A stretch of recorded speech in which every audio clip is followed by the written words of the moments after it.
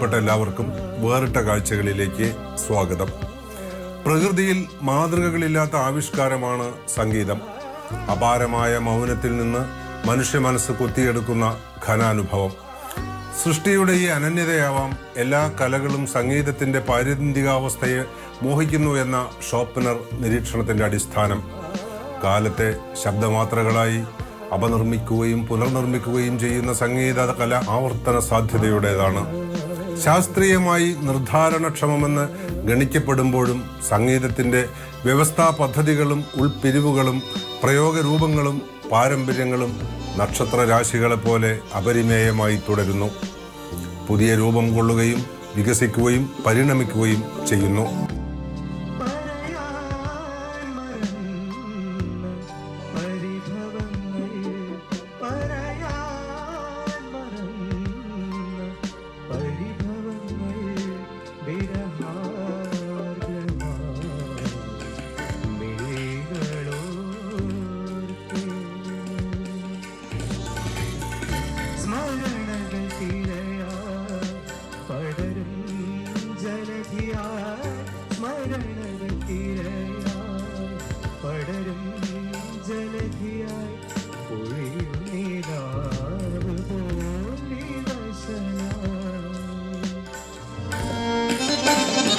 ബംഗാളിൽ ജനിച്ചു വളർന്ന മലയാളിയായ ശ്രീനാഥ് നായർ എന്ന യുവഗായകന് സംഗീതം എന്നത് പഠിച്ചു പതിഞ്ഞതിൻ്റെ കേവല ആവർത്തനമാവരുതെന്ന് നിർബന്ധമുണ്ട്. ശാസ്ത്രീയ ശിക്ഷണം സംഗീതത്തിൻ്റെ മാന്ത്രിക മൂലകങ്ങൾ തിരിച്ചറിയാനുള്ള ഉപാധി മാത്രമേ ആവുന്നുള്ളൂ. ഓരോ ഗായകനും ഉപകരണവാദകനും ഈ മൂലകങ്ങൾ കൊണ്ട് അവരവരുടേതായ സംഗീത പ്രകാരങ്ങൾ നിർമ്മിക്കാൻ ബാധ്യസ്ഥനാണ്. ഹിന്ദുസ്ഥാനി വായ്പാട്ടും പിയാനോയിൽ പാശ്ചാത്യ ശാസ്ത്രീയ സംഗീതവും വർഷങ്ങളായി പരിശീലിക്കുന്ന, കീബോർഡിൽ പ്രൊഫഷണൽ വൈദഗ്ധ്യമുള്ള, അരങ്ങുകളിൽ വിലോഭനീയമായ ശബ്ദ സൗഭഗത്തോടെ ഗസൽ ഗായകനായി പ്രത്യക്ഷപ്പെടുന്ന, ഹിന്ദി മലയാളം ചലച്ചിത്ര ഗാനങ്ങളെ അവയുടെ ആത്മാവ് നിലനിർത്തി പുതിയ ഉപകരണ സംഗീത ആവരണത്തോടെ പുനരാവിഷ്കരിക്കുന്ന, കൊൽക്കത്തയുടെ പുതു സംഗീത സദസ്സുകളിൽ ഫ്യൂഷൻ മ്യൂസിക്കിൻ്റെ നവസർഗം സൃഷ്ടിക്കുന്ന ശ്രീനാഥ് നായർ വേറിട്ട കാഴ്ചകളുടെ ഈ അധ്യായത്തിൽ തൻ്റെ സങ്കല്പങ്ങളും സ്വപ്നങ്ങളും നമുക്കായി പങ്കുവെക്കുന്നു.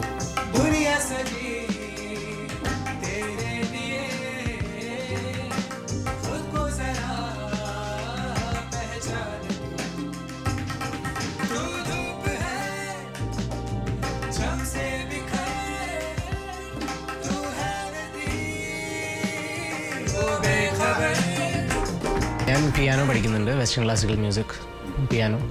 ABRS റോയൽ സ്കൂൾസ് ഓഫ് മ്യൂസിക്കിൻ്റെ എക്സാം കൊടുക്കുന്നുണ്ട്. പിന്നെ ചെറുപ്പം മുതൽ തന്നെ ഹിന്ദുസ്ഥാനി ക്ലാസിക്കൽ വോക്കൽ പഠിക്കുന്നുണ്ട്. ഇപ്പോൾ 10 കൊല്ലമായി. ഞാൻ ചെറുപ്പം മുതൽ പഠിച്ചത് ലീന ചക്രവർത്തിയുടെ അടുത്താണ്, ശ്രീമതി ലീന ചക്രവർത്തി. അവിടെ 7 കൊല്ലം പഠിച്ചു. പിന്നെ 3 കൊല്ലം ഒരു ഗ്യാപ്പ് വന്നു, പരീക്ഷ അത് കാരണം. ഇപ്പോൾ ഞാൻ കറൻ്റ്ലി പഠിച്ചുകൊണ്ടിരിക്കുന്നത് ശ്രീ ശീർഷേന്ദു മുഖർജി എന്ന് പറഞ്ഞ ആളുടെ അടുത്താണ്. ഏറ്റവും കൂടുതൽ നമ്മളെ ആകർഷിക്കുന്നത് അതിൻ്റെ ഫ്രീഡമാണ്.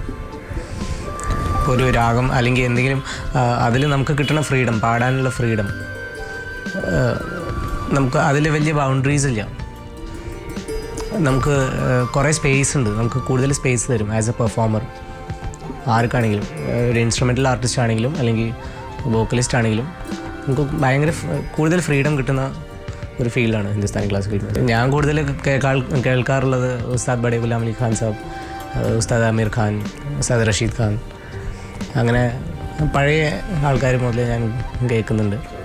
അവരുടെ ശൈലി എനിക്ക് ഇഷ്ടമാണ്.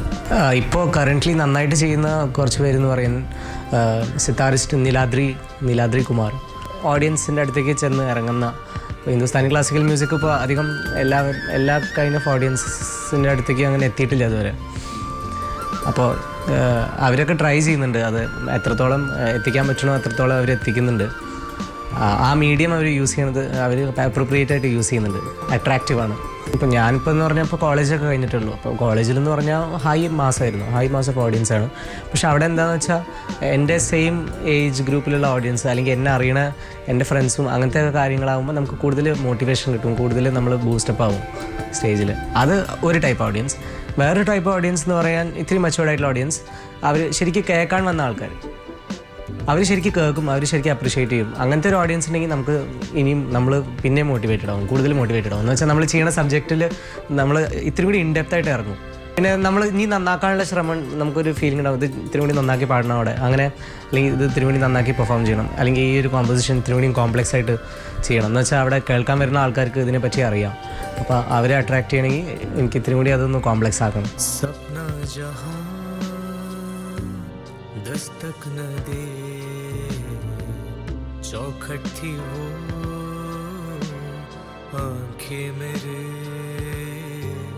बातों से थी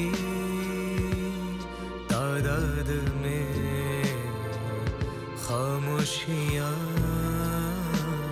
ज्यादा मेरे, जब से पड़े तेरे कदम चलने लगी दुनिया मेरी. അവൻ പ്രധാനമായിട്ടും ഗസലാണ് ഇപ്പോൾ പ്രധാനമായിട്ട് പാടുന്നത്. അപ്പോൾ അത് കൽക്കട്ടയിൽ ഉണ്ടായിരുന്നു. കേരള സാഹിത്യ അക്കാദമിയുടെ ഇവിടുത്തെ 2 ദിവസത്തെ സെമിനാറിൽ അതിൻ്റെ കൺക്ലൂഡിങ് സെഷനിൽ അവൻ്റെ ഗസൽ ഈവനിങ് ഉണ്ടായിരുന്നു. അത് കഴിഞ്ഞ് തിരൂർ, ഇപ്പോൾ ഈ അടുത്ത കാലത്ത് തിരൂർ വെച്ചിട്ടൊരു ഗസൽ ഈവനിങ് ഉണ്ടായിരുന്നു. ഇനി വീണ്ടും ഈ വരുന്ന ഒക്ടോബറിൽ തുഞ്ചൻ പറമ്പിൽ വെച്ചിട്ട് വീണ്ടും അവൻ്റെ ഒരു ഗസൽ ഈവനിങ് ഉണ്ട്. അവർ എന്നെക്കാളും സീരിയസ് ആണ് സംഗീതത്തിൽ. എന്നെ സംബന്ധിച്ചിടത്തോളം സംഗീതം ഒരു ലഹരിയാണെങ്കിൽ അവർ എന്നേക്കാൾ കൂടുതൽ പ്രാക്ടിക്കലാണ്. അപ്പോൾ സംഗീതത്തെക്കുറിച്ച് കൂടുതൽ ഗഹനമായ പഠനങ്ങൾക്കെല്ലാം. പക്ഷേ നമ്മൾ സാധാരണഗതിയിൽ മാതാപിതാക്കളെ സംബന്ധിച്ചിടത്തോളം കുട്ടികളുടെ ഭാവി അവരെ പഠനത്തിൽ എഞ്ചിനീയറോ ഡോക്ടറോ അങ്ങനെയൊക്കെ ആക്കണമെന്നല്ല എല്ലാവരും സാധാരണ ആഗ്രഹിക്കുന്നത്. പക്ഷേ ഇവർക്ക് അങ്ങനെയുള്ള താല്പര്യങ്ങളും ഇല്ല. അപ്പം ഞാനും അവരുടെ വഴിക്ക് തന്നെയാണ് വിട്ടിട്ടുള്ളത്. അവരെല്ലാവരും സംഗീതത്തിൽ തന്നെയാണ്.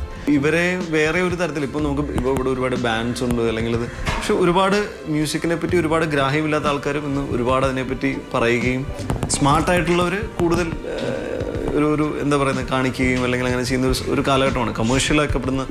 പക്ഷെ ആ സമയത്ത് ഇവർ വളരെ സട്ടിലായിട്ട് അതിനെ ഹാൻഡിൽ ചെയ്യുന്നു, അല്ലെങ്കിൽ ഒരു ചെറിയ സക്സസ് കിട്ടുന്നു. ഞാൻ കുട്ടനൊപ്പം ഞാൻ അവരുടെ കോളേജിലെ പ്രോഗ്രാമിനൊക്കെ പോയിരുന്നു. അപ്പോൾ അവിടെ കിട്ടിയൊരു റിസപ്ഷൻ എന്ന് പറഞ്ഞാലും ഭയങ്കരമാണ്. അവിടുത്തെ കുട്ടികളെ ഒരുപാട് കോളേജസിൽ നിന്ന് വന്നിട്ടുള്ളൊരു ഫെസ്റ്റായിരുന്നു അതപ്പോൾ അതിൽ കുട്ടൻ പെർഫോം ചെയ്തപ്പോൾ കിട്ടിയൊരു റിസപ്ഷൻ ഒന്നുകൂടി കോളേജിൽ പഠിക്കാൻ പറ്റിയിരുന്നെങ്കിൽ, അതും പാട്ടും കൂടി അറിയാമായിരുന്നെങ്കിൽ ഞാനൊക്കെ ആരാമായിരുന്നു നമുക്ക് തോന്നിപ്പോയില്ല. അപ്പോൾ അങ്ങനെ ഒരു അസൂയ തോന്നുന്നൊരു മൊമെൻ്റ് ആയിരുന്നു അത്. ചന്ദനമണിവാതിൽ പാതി ചാരി ഹിന്ദോളം കണ്ണിൽ തിരയിളക്കി ശൃംഗാര ചന്ദ്രികയെ നീരാടി നീ നിൽക്കെ എന്തായിരുന്നു മനസ്സിൽ. ചന്ദനമണിവാതിൽ പാതി ചാരി ഹിന്ദോളം കണ്ണിൽ തിരയിളക്കി ശൃംഗാര ചന്ദ്രികയെ നീരാടി നീ നിൽക്കെ എന്തായിരുന്നു മനസ്സിൽ. തിരൂർക്കാരൻ പെരിയങ്ങാട്ട് വേണുഗോപാലിൻ്റെയും ഇന്ദിരയുടെയും മകൻ ശ്രീനാഥിൽ സംഗീതം ഒരു യാദൃശ്ചികതയല്ല. ഗായകനും കീബോർഡിസ്റ്റും ഹാർമോണിയം തബലവാദകനുമാണ് വേണുഗോപാൽ. ഇന്ദിര പാട്ടുകാരി. മൂത്ത മകൾ അശ്വതി നായർ പ്രൊഫഷണൽ ഗായികയും രവീന്ദ്രഭാരതി സർവകലാശാലയുടെ സംഗീത ബിരുദധാരിണിയുമാണ്. 3.5 പതിറ്റാണ്ട് മുൻപ് തൊഴിൽ തേടി കൊൽക്കത്തയിലെത്തിയപ്പോൾ കൂടെ വന്ന അപൂർണമായ സംഗീത മോഹങ്ങൾ വേണു സാക്ഷാത്കരിക്കുന്നത് പൂർണ്ണമായും സംഗീത സമർപ്പിതമായ മക്കളിലൂടെയാണ്. കൊൽക്കത്തയിലെ ചാരുചന്ദ്ര പ്ലേസിലെ കമല അപ്പാർട്ട്മെൻറ്റിലെ ഈ വീട് രാപ്പകൽ ലോക സംഗീതം തിരയടിക്കുന്ന ഒരു സമന്വയ തീരമാകുന്നു.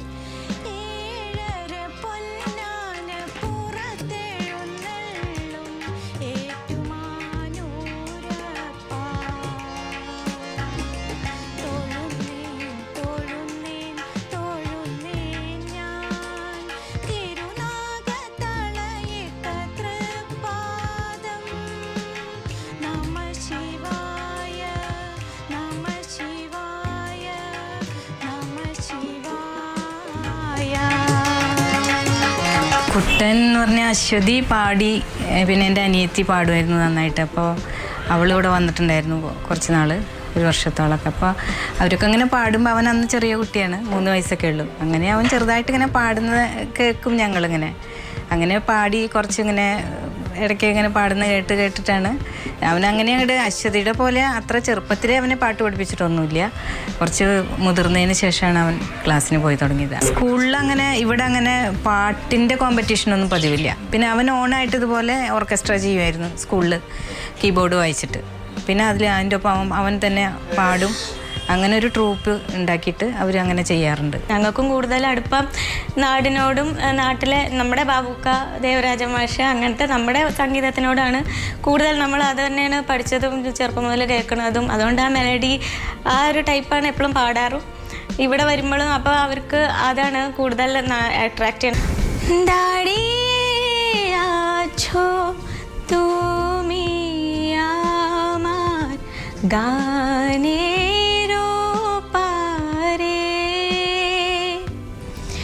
दाड़ी आछो तुमी आमार गानेरो पारे. എന്നെ സംബന്ധിച്ച് പറയുകയാണെങ്കിൽ ഞാൻ എൻ്റെ ഹോംവർക്ക് സ്വന്തമായിട്ടാണ് ചെയ്തത്. എൻ്റെ സ്വന്തം റിസർച്ചിൽ ഉണ്ടായിട്ടുള്ളതാണ് എൻ്റെ മ്യൂസിക് കൂടുതലും. ഞാൻ ചെറുപ്പം മുതൽ തന്നെ ഞാൻ ആദ്യം പഠിക്കാൻ തുടങ്ങിയത് കീബോർഡായിരുന്നു. പക്ഷെ അത് ഒരു കണക്കിന് നടന്നില്ല, ശരിക്കും നടന്നില്ല. ലേണിംഗ് പ്രോസസ്സ് ശരിയായിരുന്നില്ല. അപ്പോൾ ഒരു സ്ഥലത്ത് വെച്ച് എനിക്ക് നിർത്തേണ്ടി വന്നു. പിന്നെ അച്ഛൻ ചെറുതായിട്ട് വായിക്കും. അപ്പോൾ ഞാൻ പിന്നെ ആ സമയത്ത് വോക്കൽ പഠിച്ചുകൊണ്ടിരിക്കുകയായിരുന്നു, ഹിന്ദുസ്ഥാനി ക്ലാസിക്കൽ വോക്കൽ പഠിച്ചുകൊണ്ടിരിക്കുകയായിരുന്നു. അപ്പോൾ അത് ഞാൻ സ്വന്തമായിട്ട് തന്നെ അതിൻ്റെ ഓരോ സ്വരങ്ങളും അലങ്കാരങ്ങളൊക്കെ കീബോർഡിൽ പ്രാക്ടീസ് ചെയ്യാൻ തുടങ്ങി.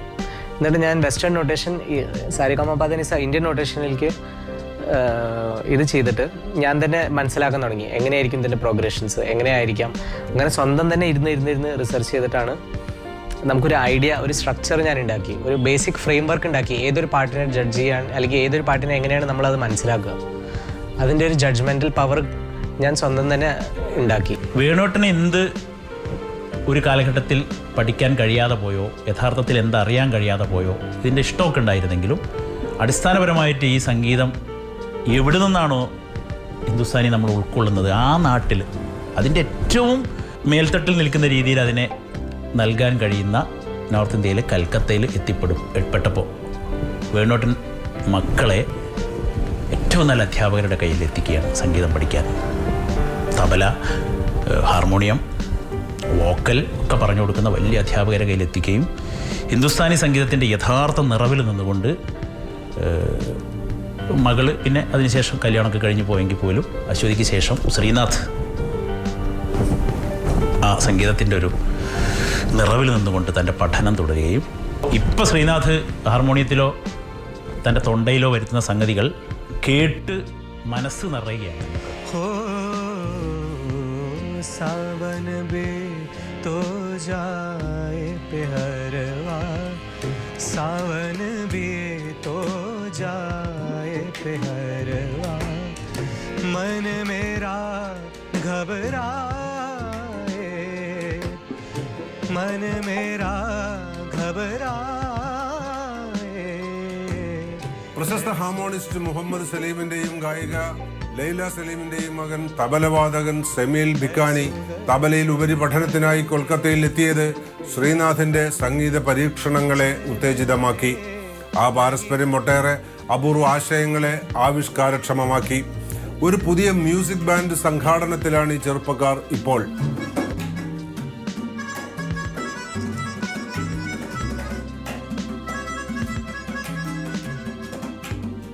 ഇവിടെ എൻ്റെ സ്റ്റേയും കാര്യം ശ്രീനാഥേട്ടൻ്റെ കാര്യമൊക്കെ പറയുന്നുണ്ടെങ്കിൽ അത് വേറൊരു ലെവലാണ്.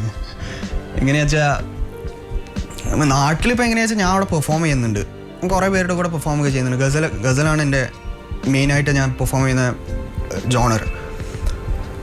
പക്ഷേ അവിടെ ഇപ്പോൾ കുറേ പേരുടെ കൂടെ ഗസലിന് വായിക്കുന്നുണ്ട്, പെർഫോം ചെയ്യുന്നുണ്ട്, അതൊക്കെ ഉണ്ട്. പക്ഷെ ഞാൻ സ്വന്തമായിട്ട് വീട്ടിലെന്താ വെച്ചാൽ സോളോക്ക് വേണ്ടി പ്രാക്ടീസ് ചെയ്യുക, അത്രയൊക്കെ ഉള്ളൂ. ഇവിടെ അങ്ങനെയല്ല. ഇവിടെ വന്നിട്ടുണ്ടെങ്കിൽ ഇവിടെ 24 മണിക്കൂർ തന്നെയാണ്. ഓരോന്നും തോണ്ടി ഇങ്ങനെ വിളിച്ചുകൊണ്ടിരിക്കും, വാടാ പ്രാക്ടീസ് ചെയ്യുക, അതാ അങ്ങോട്ട് പോവാ. പിന്നെ എന്താണ്, രാത്രി ഉറക്കമൊന്നുമില്ല. 2 മണി 3 മണി വരെ ഇതിൻ്റെ മുകളിൽ ഹാർമോണിയം തമ്മിൽ വെച്ചിരിക്കുക തന്നെയാണ്. ഏട്ടൻ ഗസൽ പാടും, അല്ലെങ്കിൽ ക്ലാസിക്കൽ ചീസ് വല്ലതും പാടും. ഞാൻ അതിനനുസരിച്ച് എന്താ തോന്നിയതുപോലെ എന്തെങ്കിലുമൊക്കെ വായിച്ചിരിക്കും. പക്ഷെ ഒരു ജാമായിട്ട് ഇങ്ങനെ കൂടും. അവൻ വന്നു കഴിഞ്ഞപ്പോഴാണ് എനിക്ക് ഒരു സ്വന്തമായിട്ട് എന്തെങ്കിലും ചെയ്യണം എന്നുള്ളൊരു കൂടുതലൊരു അർജ് തോന്നിയത് എന്ന് വെച്ചാൽ അവൻ എൻ്റെ കൂടെ തന്നെ ഉണ്ടായിരുന്നു എപ്പോഴും. ഞങ്ങളുടെ ഐഡിയാസ് കംപ്ലീറ്റ്ലി സെയിമാണ്, ഒന്നും വേറെ അല്ല. ഞങ്ങൾ ഓൾമോസ്റ്റ് സെയിം പാത്തിലാണ് ഞങ്ങളുടെ ഇഷ്ടങ്ങളും മ്യൂസിക്കലി ഞങ്ങളുടെ ഇഷ്ടങ്ങൾ, ഞങ്ങളുടെ ടേസ്റ്റ് എല്ലാം ഓൾമോസ്റ്റ് ഒന്ന് തന്നെയാണ്. അപ്പോൾ അത് കാരണം കുറേ സംഭവങ്ങൾ, കുറേ ഐഡിയാസ് വർക്കൗട്ട് ആവാൻ തുടങ്ങി. പ്രാക്ടീസ് ചെയ്യാൻ ഇനിയും കൂടുതൽ ഞങ്ങൾക്ക് സമയം കിട്ടി. പിന്നെ ഒരു പ്രാന്തായി മാറി അവൻ വന്നു കഴിഞ്ഞപ്പോൾ. പിന്നെ ഒന്നും നോക്കലില്ല, ഞങ്ങളിങ്ങനെ തോന്നുമ്പോഴൊക്കെ ഇരിക്കും, പാടും, വായിക്കും.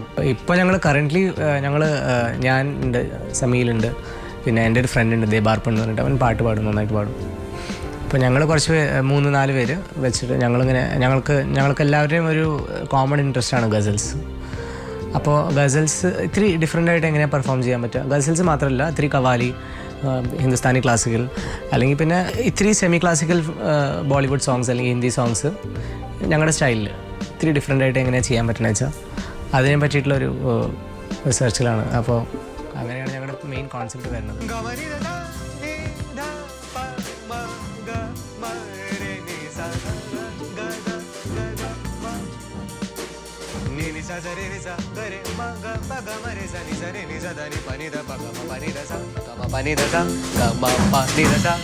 ലോകത്തിലെ ഒരു സംഗീതധാരയും ഒരു സംഗീതകാരന് അന്യമാകരുത് എന്നതാണ് ശ്രീനാഥിന്റെ മതം. ഏതിൻ്റെയും അടിപ്പടവുകൾ കണ്ടെത്തുക എന്നതാണ് പ്രധാനം. വിവിധ സംഗീത വ്യവസ്ഥകളുടെ നാരുകൾ മിടഞ്ഞ് പുതിയൊരു ക്രമം സൃഷ്ടിക്കുന്നതിൽ അനഭികാമ്യമായി ഒന്നുമില്ല. ഫ്യൂഷൻ കൺഫ്യൂഷൻ ആകുന്നത് ലയസാധ്യമല്ലാത്ത മൂലകങ്ങളെ സംയോജിപ്പിക്കാൻ ശ്രമിക്കുമ്പോഴാണ്. മറിച്ച് ശുദ്ധ സംഗീതത്തിൻ്റെ ചരിത്രം തന്നെ ഓരോ സംഗീത പദ്ധതിയുടെയും പുറത്തുനിന്ന് വന്ന ആശയങ്ങളുടെയും അനുഭവങ്ങളുടെയും പ്രയോഗ ചരിത്രമാണെന്ന് ശ്രീനാഥ് മനസ്സിലാക്കുന്നു.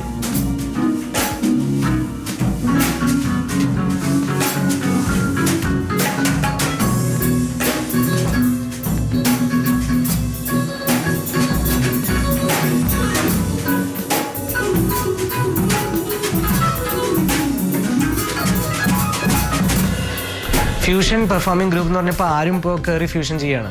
ഇപ്പോൾ അത് എത്ര പഠിച്ചിട്ടുണ്ടെന്നോ മ്യൂസിക് എത്ര പഠിച്ചിട്ടുണ്ടെന്നോ നോക്കണില്ല. കയറുക, ഗിറ്റാർ എടുക്കുക, പെർഫോം ചെയ്യുക, അത്രേ ഉള്ളൂ. അതല്ല ആക്ച്വലി എൻ്റെ കോൺസെപ്റ്റ്. ഫ്യൂഷൻ വരണമെങ്കിൽ ആദ്യം ശരിക്കും പഠിക്കണം. നമ്മളിപ്പോൾ ഫ്യൂസ് ചെയ്യണത് എന്താണ്, വേരിയസ് ഫോംസ് ഓഫ് മ്യൂസിക് ഒരുമിച്ച് ഫ്യൂസ് ചെയ്യല്ലേ. അപ്പോൾ ആ ഓരോരോ ഇൻഡിവിജ്വൽ ഫോംസിന് അതിൻ്റേതായിട്ടുള്ള ഡിസിപ്ലിനും അതിൻ്റേതായിട്ടുള്ള സ്റ്റഡി ടൈമും ഉണ്ടല്ലോ. അത് കംപ്ലീറ്റ് ചെയ്യാണ്ട് നമ്മൾ ഫ്യൂഷൻ ചെയ്യുകയാണെങ്കിൽ ശരിയാവില്ല. ഞങ്ങളുടെ കോൺസെപ്റ്റ് എന്ന് പറഞ്ഞാൽ ഇത് തന്നെയാണ്. ഇന്ത്യൻ ക്ലാസിക്കൽ മ്യൂസിക് ആയിരിക്കും ബേസ്. അതിനെ ബേസ് ചെയ്തിട്ട് എങ്ങനെയൊക്കെ നമുക്ക് വെസ്റ്റേൺ മ്യൂസിക് അതിനായിട്ട് മിക്സ് ചെയ്യാൻ പറ്റും, അല്ലെങ്കിൽ ഏതൊക്കെ രീതിയിൽ അതിന് ആ ഒരു കോമ്പോസിഷൻ എത്രമാത്രം നമുക്ക് കളർഫുൾ ആക്കാൻ പറ്റും. But at the same time അതിൻ്റെ പ്യോറിറ്റി, നമ്മുടെ മെയിൻ ബേസിക് പ്യോറിറ്റി നഷ്ടപ്പെടാണ്ട് ഒരു ക്രിയേഷൻ ഉണ്ടാക്കണം. ഇവർ പാടിയ പ്രാണസഖി ഞാൻ കേട്ടു. അപ്പോൾ ആ പാട്ടൊക്കെ കേൾക്കുമ്പോൾ ഉണ്ടാകുന്ന കാര്യം എന്താ വെച്ചാൽ, ഒറിജിനലായിട്ട് മാസ്റ്റർ ഈ പാട്ട് എങ്ങനെയാണോ ചിട്ടപ്പെടുത്തി വെച്ചിരിക്കുന്നത് അതിൽ കിടക്കുന്ന അതിൻ്റെ ജീവനെ നഷ്ടപ്പെടുത്താതെ പുതിയ കാലത്തിൻ്റെ രീതികളിലേക്ക് അവരുടെ പ്രതിഭ ഉപയോഗിച്ച് കൊണ്ടുവന്നിരിക്കുക. അപ്പോൾ അതിൽ മലയാളികൾ മാത്രമല്ല, ഇപ്പോൾ ഇവരുടെ കൂടെ ഗിറ്റാർ വായിക്കുന്ന, ബേസ് ഗിറ്റാർ വായിക്കുന്ന ഒക്കെ ബംഗാളികളായിട്ടുള്ള ആളുകളും കൂടിയിട്ടാണ്. അപ്പോൾ സംഗീതത്തിൻ്റെ കാലത്തെയും ദേശത്തെയും ഭാഷയെയും മറികടക്കാൻ നടത്തുന്ന ഒരു കൂട്ടായ്മ, അതിന് നേതൃത്വം പിടിക്കുന്ന 2 പേർ. ആ രീതിയിലാണ് ഞാൻ ഇവരെ ശ്രദ്ധിക്കുന്നത്. എനിക്ക് ഉറപ്പുണ്ട്, കാരണം ഇവരിൽ നിന്ന് ഇനിയും വലിയ വിസ്മയങ്ങൾ തന്നെ പുറത്തു വരുന്നുള്ളൂ. കുടുംബമാണ് ശ്രീനാഥിന്റെ ഏറ്റവും സമീപസ്ഥവും വിശ്വാസഭദ്രവുമായ ശ്രോതൃ സദസ്സ്. അതിൻ്റെ തിരിവട്ടത്തിലാണ് ഈ ഗായകൻ ലോകത്തിലേക്ക് പിച്ചവെക്കുന്നത്. സംഗീതത്തിന്റെ അസീമമായ സ്വാതന്ത്ര്യ ചക്രവാളത്തിലേക്ക് കുതിക്കാൻ ശ്രീനാഥിന് ത്രാണി നൽകുന്നതും ഈ സ്നേഹജ്വാലയുടെ ചൂടും പ്രഭയും തന്നെയാകുന്നു. ഞാനൊക്കെ ഇപ്പോൾ പെർഫോം ചെയ്യുക അല്ലെങ്കിൽ ഒരു ധൈര്യം കിട്ടുന്നത് തന്നെ ഞങ്ങളുടെ ഈ കുടുംബസംഗമത്തിൽ നിന്ന് കിട്ടുന്ന ഒരു കോൺഫിഡൻസ് ആണ്. അവിടെ ഇപ്പോൾ ആദ്യം പാടിയിട്ട് വീട്ടുകാരുടെ മുമ്പിൽ പാടുമ്പോഴല്ല നമ്മൾ ഫസ്റ്റ് ആയിട്ട് നമുക്ക് എന്തെങ്കിലും ഒരു കോൺഫിഡൻസ്, ചെറിയ ലെവലിലുള്ള കോൺഫിഡൻസ് ഫസ്റ്റ് നമുക്ക് കിട്ടുന്നത് വീട്ടിൽ പെർഫോം ചെയ്തിട്ടാണ്. സബായിട്ട് എന്തായാലും വേണമെന്നാണ്. അതിന് ഇൻട്രസ്റ്റ് കുറവാണ്, പക്ഷേ ഒരു സെക്യൂരിറ്റിക്ക് വേണ്ടിയിട്ട് സബായിട്ട് ഞാൻ അതുകൊണ്ടാണ് കോഴ്സ് കംപ്ലീറ്റ് ചെയ്യണമെന്നാണ് ആദ്യം ആഗ്രഹം. പിന്നെ മ്യൂസിക് അതിന് ടൈമുണ്ട്, അത് ഇത്രയ്ക്ക് പെട്ടെന്ന് സംഭവിക്കില്ല, നല്ലോണം ടൈം എടുക്കും. അപ്പോൾ അത് കാരണം പക്ഷേ അതിലേറ്റവും മെയിൻ നമ്മൾ കൊണ്ടു നടക്കേണ്ടത് ലേണിംഗ് ആണ്. ലേണിംഗ് നിന്ന് കഴിഞ്ഞാൽ എല്ലാം നിന്നു പോകും. അപ്പോൾ ലേണിങ്ങിന് ഒരു പ്രോബ്ലം വരാതിരിക്കാൻ മാത്രമേ ഞാൻ ഇപ്പോൾ നോക്കുന്നുള്ളൂ. ലേണിങ്ങിന് ഒരു തടസ്സം വരരുത്, ഇത്രയേ ഉള്ളൂ. ബാക്കി എല്ലാം ടൈം വിത്ത് ടൈം ശരിയാവുമെന്നാണ് വിചാരിക്കുന്നത്.